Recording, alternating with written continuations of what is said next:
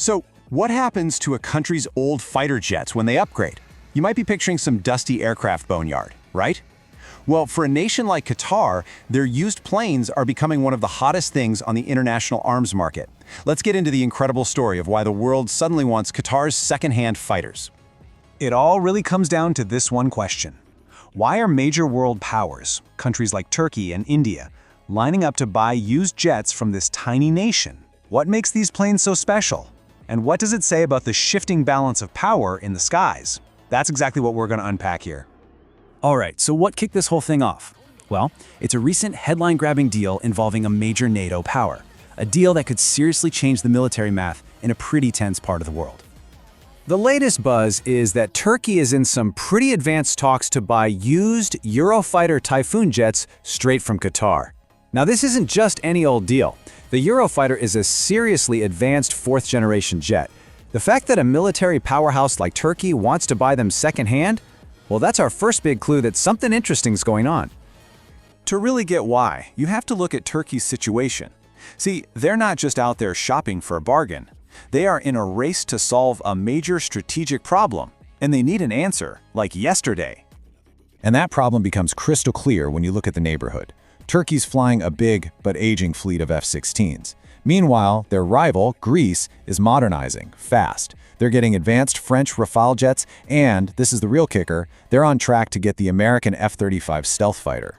Suddenly, there's a huge and growing gap in the skies that Turkey is absolutely desperate to close. So how did Turkey even get into this mess? Well, you can break it down into 3 steps. First, they got kicked out of the F-35 program back in 2019. That was a huge blow. Second, their own homegrown stealth fighter, the Khan, looks promising, for sure, but it's still years away from being ready for service.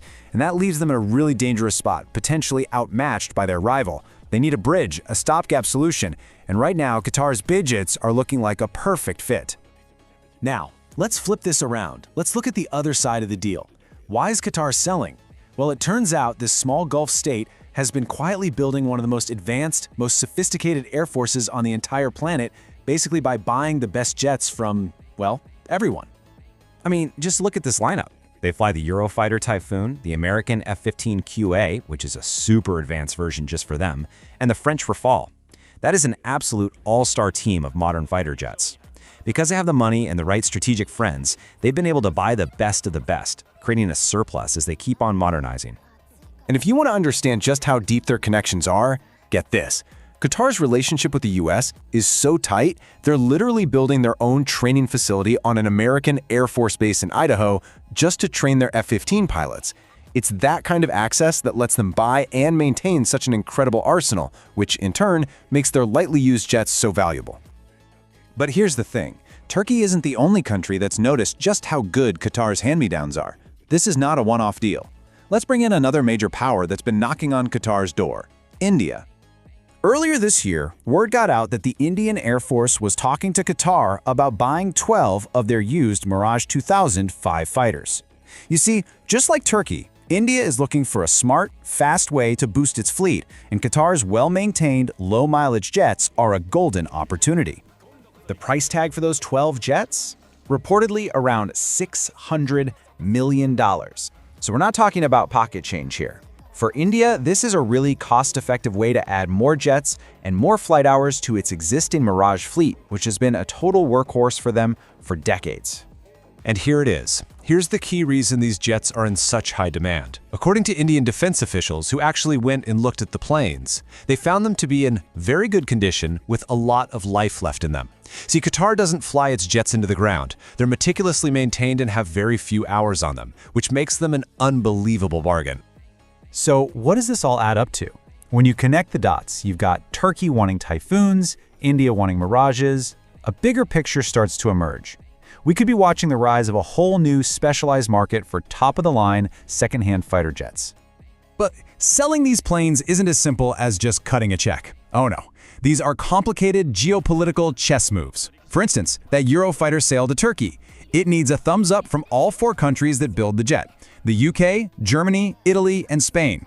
Germany actually blocked the sale at first, but with a strong push from the UK, it looks like the deal is now back on track. At the end of the day, what Qatar is offering is the perfect stopgap solution. For a country like Turkey, these jets aren't the final answer, but they are a crucial temporary fix. They fill a dangerous capability gap, bridging the time between their aging fleet and their future next-generation aircraft. So here's the main takeaway from all of this. This new market for premium, used fighter jets is basically a shortcut. For countries that are facing political roadblocks, like Turkey getting shut out of the F-35 program, or just long waits for their own homegrown jets, Qatar's fleet is a fast track to keeping a modern, credible air force. And all of this leaves us with one final, fascinating question to think about.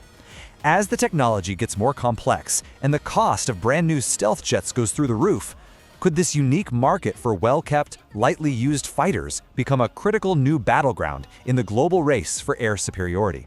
It's a trend we are definitely going to be watching.